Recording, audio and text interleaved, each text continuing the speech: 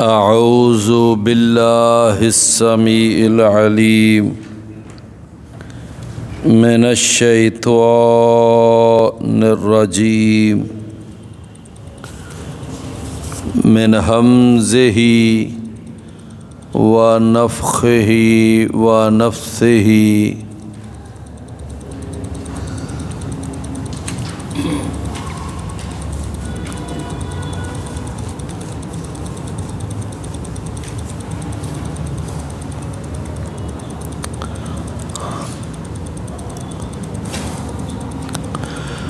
ایحسب الانسان ان لن نجمع عظامہ بلا قادرین علی ان نسوی بنانہ بل یرید الانسان لیفجر امامہ یسأل ایان یوم القیامہ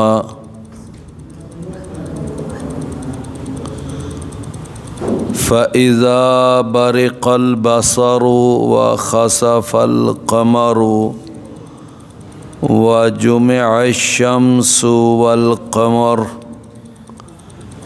یقول الانسان یومئذ این المفر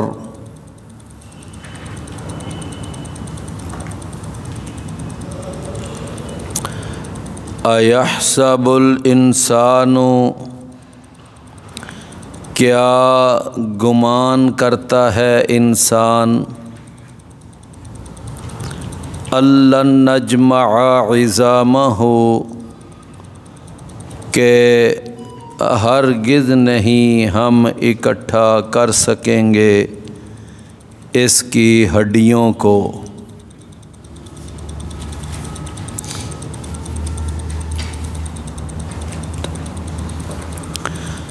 بلا قادرین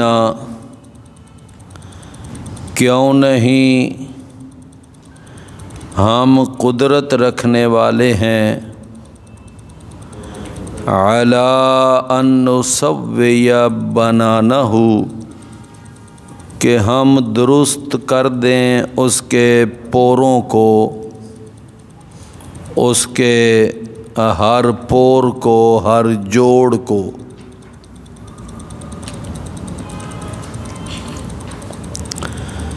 بل یرید الانسان بلکہ ارادہ رکھتا ہے انسان لیفجر امامہ کہ وہ گناہ بھیجے اپنے آگے، لیفجر امامہ کہ وہ گناہ کر کے بھیجے اپنے آگے۔ یسأل ایان یوم القیامہ وہ پوچھتا ہے کہ کب ہے قیامت کا دن۔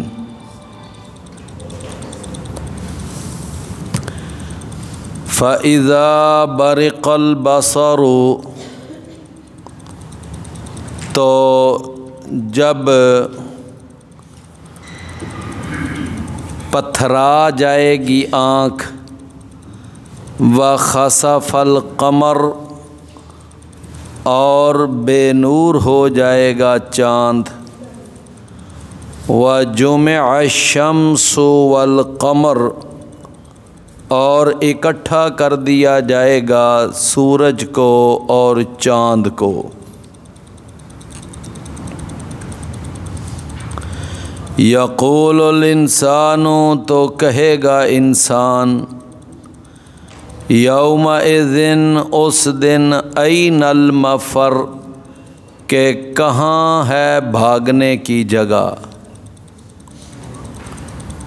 کلا ہرگز نہیں، لا وزر کوئی جائے پناہ نہیں ہے، الی ربک یومئذ المستقر تیرے رب کی طرف ہی اس دن ٹھکانہ ہے۔ اللہ تعالیٰ نے ان آیات میں قیامت کا تذکرہ، قیامت کا بیان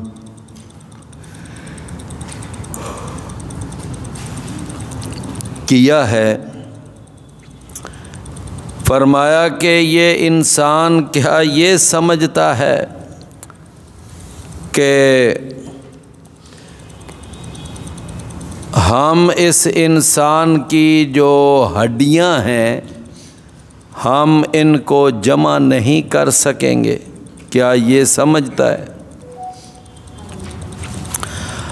اگر یہ سمجھتا ہے تو غلط سمجھتا ہے۔ اگر وہ ایسا سمجھتا ہے تو غلط سمجھتا ہے۔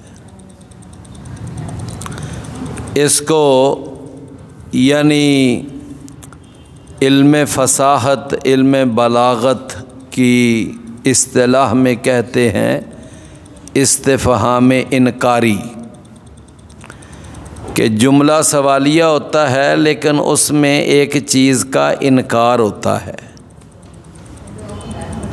فرمایا اگر یہ ایسا سمجھتا ہے تو غلط سمجھتا ہے، ایسی بات نہیں ہے۔ ہم اس کے جسم کے تمام پارٹس کو ہم اکٹھا کر سکتے ہیں۔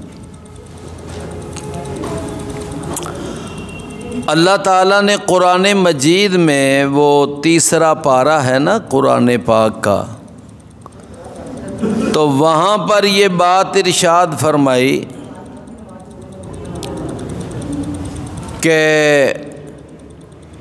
ایک اللہ کا بندہ تھا اور وہ ایک بستی کے پاس سے گزر رہا تھا۔ یہ 3 پارہ وہاں پر یہ واقعہ، یہ تذکرہ موجود ہے۔ فرمایا او کالذی مر علی قریۃ وہی خاویۃ علی عروشها، کہ بستی جو ہے وہ اپنی چھتوں کے بل گری پڑی ہے، نیچے چھتیں گری ہوئی ہیں اور ان چھتوں کے اوپر دیواریں گری ہوئی ہیں۔ تو وہ آدمی جو گزر رہا تھا ایک گدھے پر سوار تھا۔ کس پر سوار تھا؟ ایک گدھے پر۔ تو وہ جا رہا ہے تو اس نے دیکھا کہ یہ بستی ویران پڑی ہوئی ہے، تہس نہس ہو چکی ہے، اور اسے کسی ظالم نے ملیا میٹ کر کے رکھ دیا ہے۔ تو اب یہ بستی دوبارہ کیسے آباد ہوگی؟ یہ بخت نصر ایک بہت بڑا بادشاہ گزرا ہے کہ پوری دنیا کے اوپر جس نے اپنی طاقت کا، اپنی قوت کا یعنی لوہا منوایا ہے، بخت نصر۔ تو یہ جو بخت نصر تھا اس نے، یہ کافر بادشاہ تھا، اس نے بڑی تباہی مچائی۔ تو جب یہ وہاں سے گزرا نا تو فلسطین کی ساری بستی کو اس نے ملیا میٹ کر دی، جیسے باقی بستیوں کو تہس نہس کرتا ہوا آ رہا تھا۔ تو جب آیا تو اس نے یہ جو ہے نا فلسطین، اس کو بھی اس نے تہس نہس کر دیا۔ تو میرے پیارے بھائیوں پھر یہ ہوا کہ وہ جو آدمی گزر رہا تھا نا، تفسیروں میں اس کا نام لکھا ہوا ہے عزیر علیہ السلام، بہرحال قرآن میں تو نہیں ہے، تفسیروں میں نام ہے۔ تو وہ جب پاس سے گزرا اس نے کہا من یحیی، اس کو کون زندہ کرے گا؟ انا یحیی ھذہ اللہ بعد موتہا۔ تو اس نے نا ایک سوال کے انداز میں یہ جملہ کہا، اعتراض نہیں، کوئی شک نہیں کہ اللہ زندہ نہیں کر سکتا، کیسے کرے گا؟ یہ نہیں، بس ایک سوال کے انداز میں کہ انا یحیی ھذہ اللہ بعد موتہا۔ تو اللہ تعالیٰ نے اب یعنی اتنا نہیں فرمایا کہ کیوں نہیں عزیر میں اس کو زندہ کر لوں گا، میں زندہ کرنے پہ قادر ہوں، بلکہ اللہ نے ایکسپیریمنٹ کروا دیا، باقاعدہ اس کا پریکٹیکل کروا دیا۔ فرمایا کہ دیکھ فَأَمَاتَهُ اللَّهُ مِئَةَ عَامٍ، 100 سال اللہ نے اس کو مار دیا۔ کتنی دیر؟ 100 سال تک۔ فَأَمَاتَهُ اللَّهُ، اللہ نے اس کو موت دے دی۔ بعض لوگوں کو یہ بڑا مسئلہ ہے، کہتے ہیں جی نبیوں کے لیے، ولیوں کے لیے، بزرگوں کے لیے موت کا لفظ نہیں استعمال کرنا چاہیے، گستاخی ہو جاتی ہے، گستاخی ہو جاتی ہے۔ حالانکہ کوئی گستاخی نہیں۔ بھائی آپ دیکھیں نا کہ اللہ نے اپنے ولی ہے نا، وہ بہت بڑا ولی ہے، بلکہ بعض تفسیروں کے مطابق وہ اللہ کا نبی ہے، سمجھے نا؟ تو اس کے لیے فرمایا فَأَمَاتَهُ اللَّهُ مِئَةَ عَامٍ، 100 سال اللہ نے اس کو مار دیا۔ خود یعقوب علیہ السلام کے بارے میں قرآن میں آتا ہے اذ حضر یعقوب الموت، اذ حضر یعقوب الموت، کہ جب یعقوب علیہ السلام پر موت کا وقت آیا تو انہوں نے اپنے بیٹوں سے کہا کہ میرے بیٹوں مجھے بتاؤ میرے فوت ہونے کے بعد، میری موت کے بعد تم کس کی عبادت کرو گے؟ اپنے بچوں کے عقیدے کی فکر پڑی ہوئی ہے۔ تو بچوں نے کہا کہ نعبد الہک و الہ آبائک ابراہیم و اسماعیل و اسحاق الہا واحدا، کہ ابا جی آپ بے فکر ہو جائیں، آپ بے فکر ہو جائیں، ہم آپ کے جانے کے بعد بھی ہم اپنے اللہ کی عبادت نہیں چھوڑیں گے، اپنے اللہ کا در نہیں چھوڑیں گے، ہم تیرے معبود کی، تیرے باپ ابراہیم کے معبود اور اسحاق کے معبود اور اسماعیل ان کے معبود کی ہم عبادت کریں گے۔ اب یہاں ایک ذہن میں سوال آتا تھا کہ کیا ابراہیم اور اسماعیل اور اسحاق ان کا کوئی معبود الگ الگ ہے؟ آگے اللہ نے اس شبہے کو اور اس یعنی پیدا ہونے والی ایک کنفیوژن کا ازالہ کر دیا۔ الہا واحدہ، معبود ایک ہی تھا سب کا، معبود سب کا ایک ہی تھا۔ تو جناب یعقوب علیہ السلام کو دیکھیں نا کتنا فکر ہے اپنے بچوں کے عقیدے۔ کیا ہم نے بھی کبھی اپنے بچوں کے عقیدے پہ توجہ دی کہ میرے بیٹے کا عقیدہ کیا ہے؟ کیا اس کا عقیدہ توحید والا ہے یا شرک والا ہے؟ یہ بدعات کی دلدل میں جا رہا ہے یا یہ سنت کی راہ پہ چل رہا ہے؟ یہ میرا بیٹا جو ہے کہیں کوئی سیکولر تو نہیں بنتا جا رہا، کہیں کوئی یعنی ایک دہریہ تو نہیں بنتا جا رہا، کسی پرویزی کے ہتھے تو نہیں چڑھ رہا، کہیں کوئی مرزئی کے ہتھے تو نہیں چڑھ رہا، یا یہ کسی اور بد عقیدہ کے ہتھے تو نہیں چڑھتا جا رہا۔ ہمیں اس بات کی فکر کرنی چاہیے کہ نہیں کرنی چاہیے؟ ان کو اس جیسی کلاسوں میں لاؤ کہ جہاں پر یعنی کہ ذہن سازی ہوتی ہے صحیح عقیدے پر، جہاں پر لوگوں کو صحیح عقیدے پہ گائیڈ کیا جاتا ہے۔ اور اگر آپ نہیں لائیں گے تو وہ کسی اپنے دوست کے کہنے پہ کسی ایسے وہ یعنی کہ چلا گیا نا کسی ایسی مجلس میں جہاں عقیدے کا ستیہ ناس ہوتا ہے، تو بس وہ بچہ آپ کا برباد ہو جائے گا۔ اور کئی بچے اسی طرح برباد ہوئے ہیں برباد، یعنی انہوں نے نہیں توجہ دی اپنے بچوں پر، اور وہ بچے جو ہیں وہ اسی طرح کے لوگوں کے ہتھے چڑھ گئے اور وہ آج سچی بات ہے کہ وہ برباد ہو رہے ہیں۔ تو میں عرض یہ کر رہا تھا کہ اس پر توجہ کی ضرورت ہے۔ تو بہرحال عرض یہ تھا کہ جناب یعقوب علیہ السلام کیا کہتے ہیں؟ کہتے ہیں کہ میرے بیٹوں میرے بعد کے، اچھا یہ یعقوب علیہ السلام کے بیٹے کون سے بیٹے ہیں بھلا؟ ذرا یاد آیا کچھ؟ یہ یوسف علیہ السلام کے وہ بھائی ہیں جنہوں نے اپنے بھائی یوسف پر تشدد کیا تھا، وہی بیٹے ہیں نا؟ اور جناب وہی بیٹے ہیں کہ جنہوں نے اپنے بھائی یوسف کو تماچے مارے، تشدد کیا، کنویں میں پھینکا، قتل کے منصوبے، حسد کا شکار، ایسا ہی ہے۔ لیکن یہ ہے کہ بعد میں انہوں نے توبہ کر لی، اپنی غلطی کی معافی مانگ لی، جناب یوسف سے اپنا معاملہ کلیئر کیا کہ بھائی ہمیں معاف کر دے۔ اچھا یوسف علیہ السلام نے تو ان کو معاف کر دیا تھا، لیکن ہم ابھی تک ان کو معاف نہیں کر رہے، ہم نہیں معاف کر رہے ان کو۔ آج تک دیکھ لو جناب ان کے بھائیوں کا وفا ہوتی اگر خون کے ان رشتوں میں، تو یوسف کیوں بکتا مصر کے بازاروں میں؟ ہمارے شاعر تو ابھی تک نہیں معاف کر رہے، سمجھے نا؟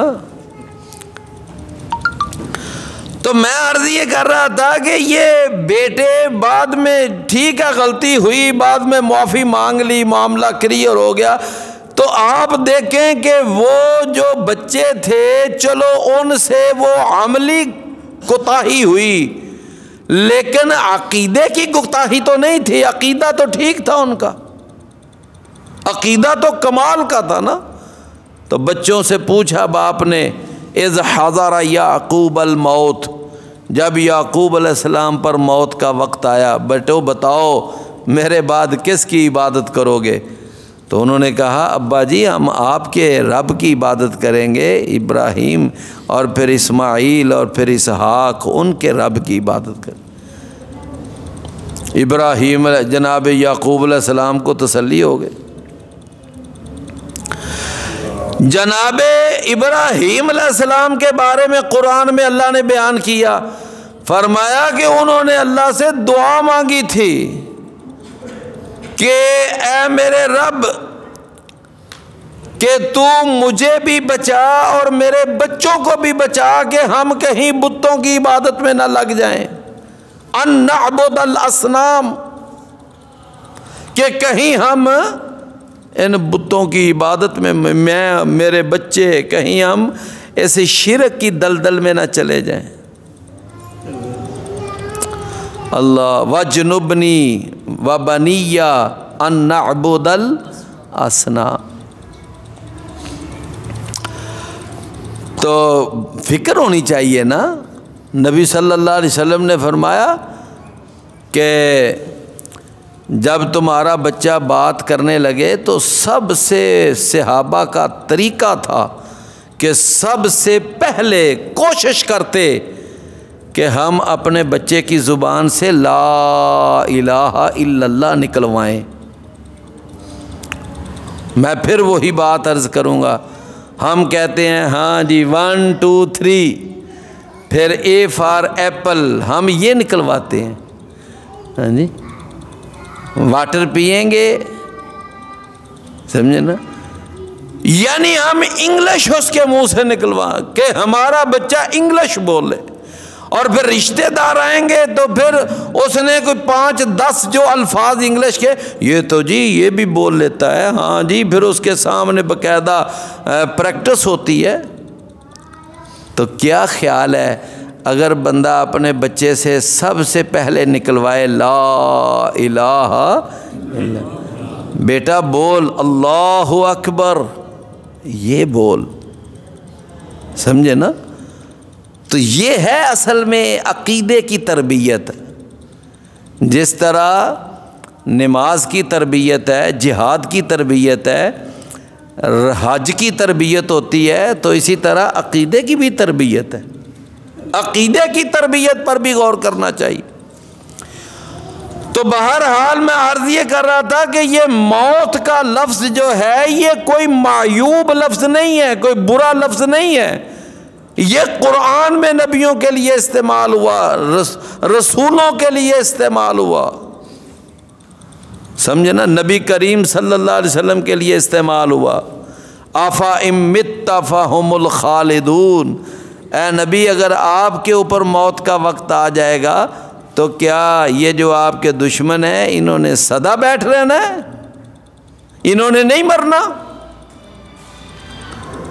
تو مطلب یہ ہے کہ تو یہ کوئی برا لفظ نہیں ہے، نہیں جی نہیں، پردہ فرما گئے ہیں، یہ کہا کرو،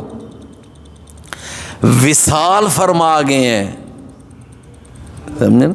اب آپ ذرا فرمائیں کہ وصال اس کا کیا مطلب ہے؟ وصال فرما گئے ہیں، سمجھے نا؟ تو میں عرضی اصل میں نا اس کے پیچھے ایک عجیب سازش ہے۔ وہ کیا؟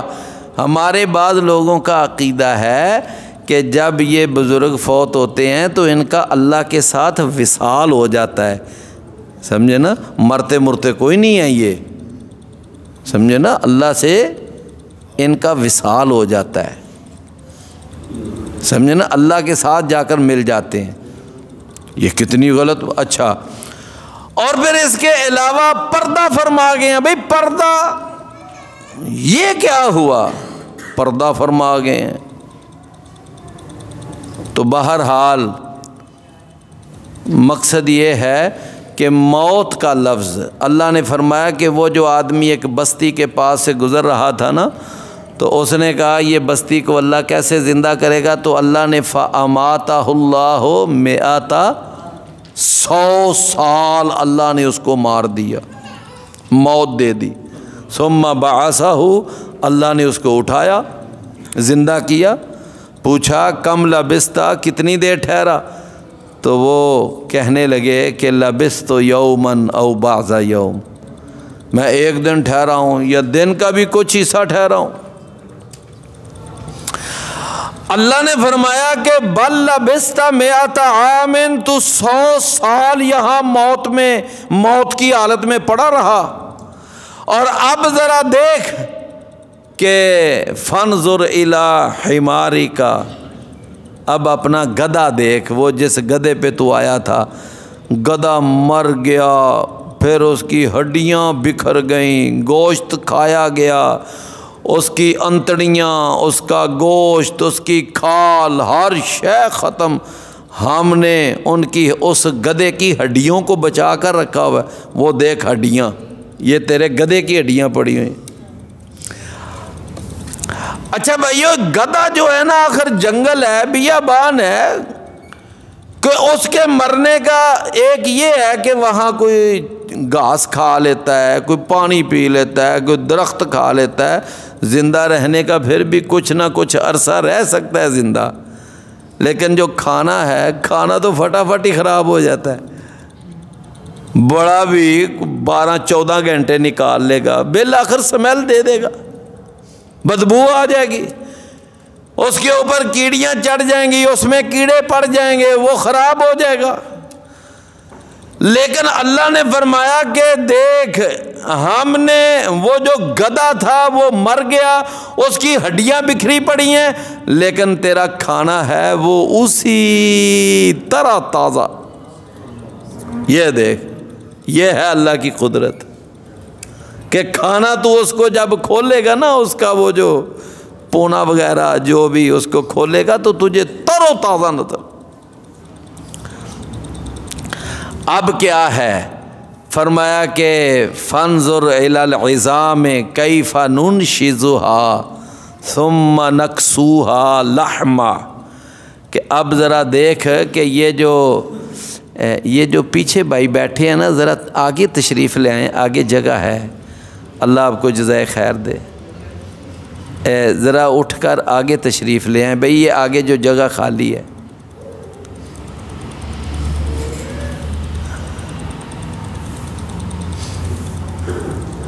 بہت شکریہ جی۔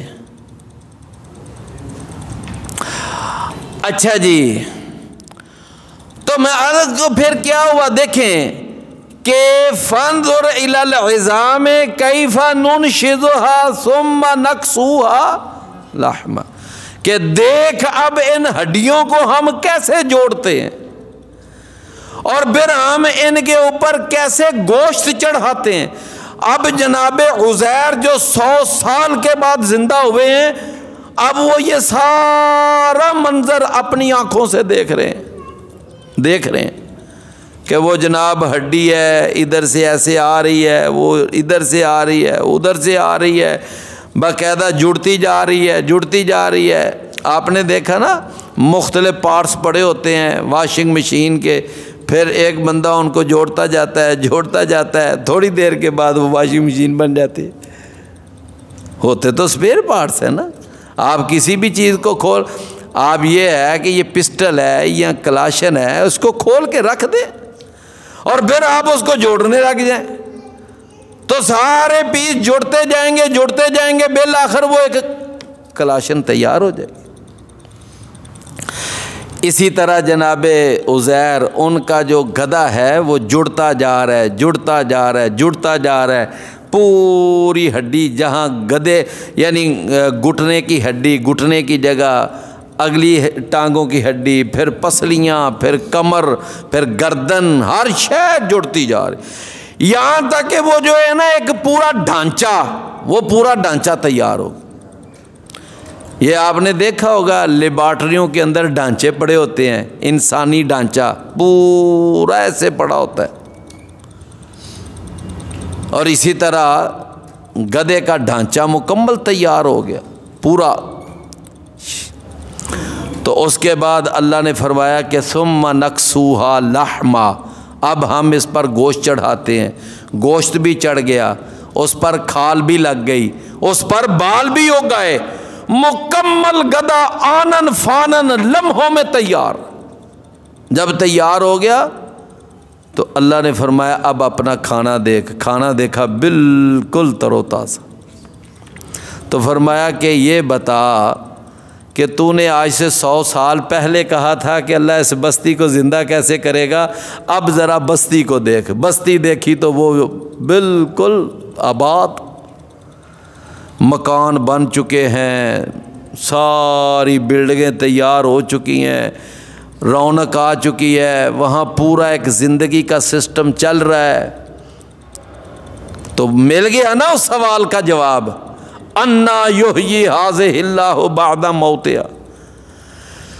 تو اللہ تعالیٰ نے یعنی ادھر 100 سال اس کو مارے رکھا، ادھر 100 سال میں وہ سارا شہر فلسطین وہ بھی آباد ہو گیا، اور پھر اللہ نے اس گدھے کی ہڈیاں جوڑ کر اس گدھے کو بھی تیار کر دیا، زندہ کر دیا۔ تو کیوں بھائی، ایحسب الانسان، کیا انسان یہ سمجھتا ہے کہ اللہ نجمع عظامہ، کہ ہم ہرگز نہیں جمع کر سکیں گے اس کی ہڈیوں کو؟ کیا انسان یہ سمجھتا ہے؟ بلا، کیوں نہیں، قادرین، یہاں نحن محذوف ہے۔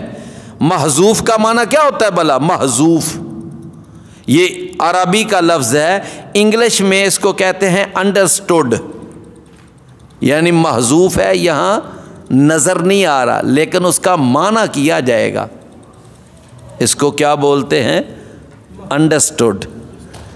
یہاں نحنو جو ہے وہ انڈرسٹوڈ ہے، یعنی وہ باقاعدہ سمجھ آ رہا ہے کہ یہاں نحنو ہے، تو ترجمہ کیا بنے گا؟ بلا، کیوں نہیں، نحنو قادرین، ہم قدرت رکھنے والے ہیں، علی ان نسوی بنانا، کہ ہم اس کی ہڈیوں کو جوڑ دیں۔ میرے اور آپ کے پیارے پیغمبر، میرے اور آپ کے پیر و مرشد، ہادی و رہنما، پیشوا اور مقتدا، ساری کائنات کے امام، سردار، اعلیٰ اور افضل، بہتر اور برتر، صورت میں سب سے اجمل، سیرت میں سب سے اکمل، حسب اور نسب میں سب سے اشرف، اور تمام ظاہری اور باطنی خوبیوں سے متصف، ہمارے دلوں کی دھڑکن، ہماری عقیدتوں، محبتوں، وفاؤں کے محور جناب محمد الرسول اللہ صلی اللہ علیہ وسلم۔ تو انہوں نے فرمایا کہ پہلے جو تھے نا لوگ، ان میں ایک آدمی تھا، ان میں ایک پہلے لوگوں میں، تو وہ آدمی جو تھا نا وہ جب مرنے لگا تو اس نے اپنے بچوں کو جمع کیا، تو بچوں سے کہنے لگا کہ چلو یہ مجھے بتاؤ کہ میں تمہارے لیے ایک اچھا باپ ثابت ہوا ہوں کہ ایک برا باپ ثابت ہوا ہوں؟ بچے کہنے لگے نہیں ابا جی، آپ ہمارے بڑے اچھے باپ ثابت ہوئے ہیں، آپ نے ہمارے ساتھ پیار کیا، محبت کی، ہمارے سارے ناز نخرے پورے کیے، ہماری ڈیمانڈیں پوری کیں، ہمیں اچھا مستقبل دیا، یعنی آپ ایک بہترین باپ ثابت ہوئے ہیں، ہم آپ کو ایک اچھا مثالی آئیڈیل باپ سمجھتے ہیں۔ کہنے لگا کہ پھر اگلی بات سنو کہ میں تمہارے لیے تو ایک اچھا باپ ثابت ہوا، لیکن میں نے اللہ کو راضی کرنے کے لیے کوئی عمل نہیں کیا، میں نے اللہ کو راضی کرنے کے لیے میرے پلے کچھ نہیں ہے، میرے پلے کچھ نہیں، جے میں ویکھاں عملاں ولے تے کچھ نہیں میرے پلے۔ سمجھ آئی نا؟ کہنے لگا کہ میرے نا پلے کچھ نہیں ہے۔ تو آپ جو ہے نا اس طرح کریں، جب میں مر جاؤں تو میرے مرنے کے بعد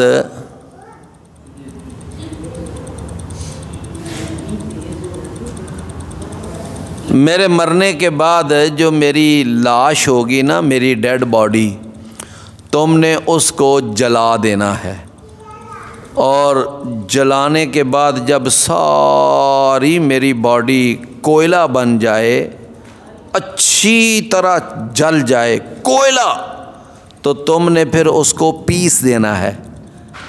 پیسنے کے بعد اس کا یعنی صفوف سا بنا لینا ہے، اور اس کے بعد پھر انتظار کرنا کہ جب کبھی تیز ہوا چلے نا، تیز ہوا، تو میری وہ جو راکھ ہوگی، وہ جو میرے جسم کا صفوف ہوگا نا، تو تم نے کیا کرنا ہے کہ پھر اس کو نا ہواؤں کے اندر اڑا دینا ہے،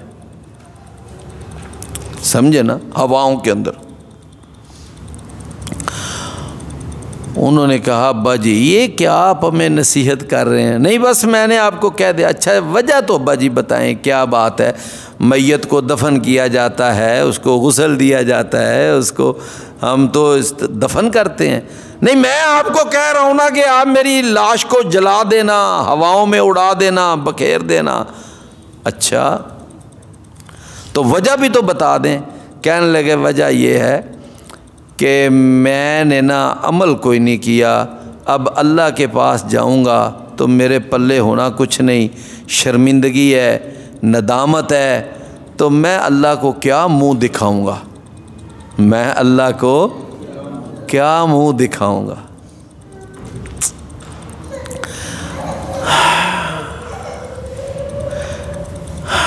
تو میرے بھائیوں، انسان کے ذہن میں چلو اگر یہ سوچ آئے نا کہ میں اللہ کو کیا منہ دکھاؤں گا، یہ تو سوچ ہے نا، ہاں جی۔ تو کہنے لگا میں کیا مطلب ہے مجھے شرم ہے، بس آپ اس طرح کریں تو جب آپ مجھے اس طرح بکھیر دیں گے اور ہواؤں میں، فضاؤں میں، دریاؤں میں، سمندروں میں، تو اللہ کیسے مجھے اکٹھا کرے گا، کیسے مجھے جمع کرے گا، دوبارہ کیسے زندہ کرے گا؟ مطلب ہے کہ اللہ تعالیٰ مجھے پھر دوبارہ اکٹھا کر ہی نہیں سکے گا، اس طرح مجھے بکھیر دینا۔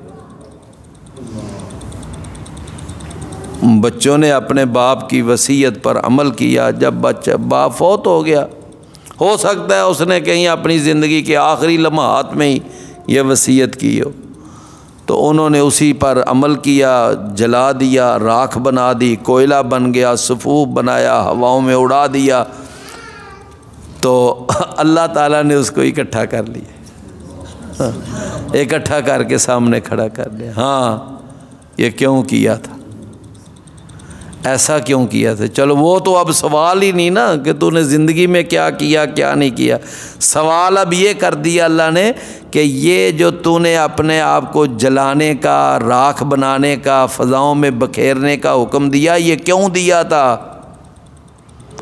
تو اس نے جواب دیا، اللہ کے نبی نے خود یہ واقعہ بیان کیا، اب اللہ کے رسول کا بیان کیا وہ واقعہ تو اتھینٹک ہوتا ہے نا، تو اس نے جواب دیا کہ یا الہی صاف بات ہے، خوف ہم من کا، خوف ہم صرف تیرے سے ڈرتے ہوئے، تیرے ڈر کی وجہ سے، اور کوئی وجہ نہیں۔ میں ڈرتا تھا کہ اللہ کے سامنے جاؤں گا تو اللہ کیا مطلب ہے کہ کیا میں اس وقت، میرے پاس تو پلے میرے عمل ہی کوئی نہیں، تو اللہ تعالیٰ فرمائے گا وَلِمَنْ خَافَ مَقَامَ رَبِّهِ جَنَّتَانِ، کہ جو میرے سامنے کھڑا ہونے سے ڈر گیا میں اس کو ایک نہیں 2 جنتیں عطا کروں گا۔ سمجھ آئی نا، ایک نہیں 2 جنتیں عطا کروں گا۔ تو لہٰذا میرے پیارے بھائیوں کیا بات ہے، تو پھر بات سمجھ آئی نا کہ اللہ تعالیٰ مارنے کے بعد دوبارہ زندہ کرنے پہ قادر ہے۔ کیوں بھائی؟ یہ بہت بڑا عقیدہ ہے، بہت بڑا عقیدہ ہے، مرنے کے بعد دوبارہ زندہ ہونا۔ آج ہم جس طرح دنیا کی چمک دمک میں محو ہیں، اور جس طرح یہ دنیا کے اندر ہم اپنا جی لگا بیٹھے ہیں، اور جس طرح یہ آج ہمارا طرز زندگی ہے، ہم تو یقین جانیے کہ شعور لا شعوری طور پر ہم آخرت کو بالکل فراموش کیے ہوئے۔ ایک آدمی کم توڑ رہا ہے، کم ماپ رہا ہے، جھوٹ بول رہا ہے، بددیانتیاں کر رہا ہے، چوریاں کر رہا ہے، ڈکیتیاں مار رہا ہے، کرپشن کر رہا ہے، بدعنوانی میں ملوث ہے، جھوٹ بولتا ہے، تو کیا خیال ہے کہ اگر آخرت یاد ہو تو یہ سارے پاپ کرے بندہ؟ سمجھے نا؟ تو بہرحال یہ آج ہمارا سلسلہ چل رہا ہے۔ تو فرمایا کہ اللہ تعالیٰ دوبارہ زندہ کرنے پہ، سورہ یاسین، سورہ اور اس کے آخری رکوع میں ایک بات آتی ہے کہ ایک کافر آیا اور نبی صلی اللہ علیہ وسلم کو آ کر نا ایک ہڈی، بربری سی ہڈی، مریل سی ہڈی، اور وہ یعنی پتہ نہیں کہاں سے اٹھا کے لے آیا، بالکل مریل بے جان، کہ جس کے اوپر ذرا سی ایسے انگلی پھیری جائے تو اس کے ذرات نیچے گریں، وہ ہڈی لے کر آ گیا، اور نبی کریم صلی اللہ علیہ وسلم سے آ کر پتہ ہے کیا کہتا ہے؟ کہتا ہے من یحیی العظام وہی رمیم، کون زندہ کرے گا اس ہڈی کو؟ یہ ہڈی تو بالکل مریل ہے، بالکل بوسیدہ ہو چکی ہے۔ بھائی ہڈی چلو تازہ ہو تو بڑی سخت ہوتی ہے نا، ٹوٹتی نہیں ہے اتنی جلدی، سمجھے نا؟ اور اگر مریل ہڈی ہو، بوسیدہ ہو چکی ہو، تو پھر تو اس کے اوپر ایسے ہاتھ پھیرنے سے بھی اس کے ذرے نیچے گرتے ہیں۔ آ کر اس نے سوال کیا من یحیی العظام، من یحیی العظام، کون زندہ کرے گا ان ہڈیوں کو؟ وہی رمیم، اور یہ تو بالکل مریل ہو چکی ہے۔ تو اللہ تعالیٰ نے اپنے نبی کو جواب فوراً سکھایا، فرمایا اس کافر بے ایمان کو یہ جواب دے دو، یحیی الذی انشأہا اول مرہ، جس نے اس کو پہلی دفعہ پیدا کیا تھا وہ اس کو دوبارہ پیدا کرنے پر بھی قادر ہے۔ وَهُوَ بِكُلِّ خَلْقٍ عَلِيمٍ، اللہ کو ہر اپنی مخلوق کا علم ہے۔ کہ میری مخلوق کے فلاں فرد کا فلاں ذرہ کہاں پڑا ہوا ہے. دوبارہ جملہ سنیں، میری فلاں مخلوق کے فلاں فرد کا فلاں ذرہ کہاں کہاں پڑا ہوا ہے، اللہ کو معلوم ہے. تو وہ اللہ ذرات کو جمع کر لے گا اور اس کے بعد پھر اللہ پورا انسان کھڑا کر لے گا، پیدا کرے گا. اللہ اکبر. فرمایا بلا قادرین علی ان نسوی بنانا، ہم تو اس کے ایک ایک جوڑ کو ہم درست کر لیں گے، ایک ایک پور کا ہم وہی یعنی دوبارہ لے کر آئیں گے. بلکہ میں نے ایک یعنی سنا ایک عالم وہ کہتا ہے کہ قیامت والے دن انسان کا جو دنیا میں فنگر پرنٹ ہے یہی فنگر پرنٹ اس کا قیامت کے دن بھی ہوگا. کیوں بھائی؟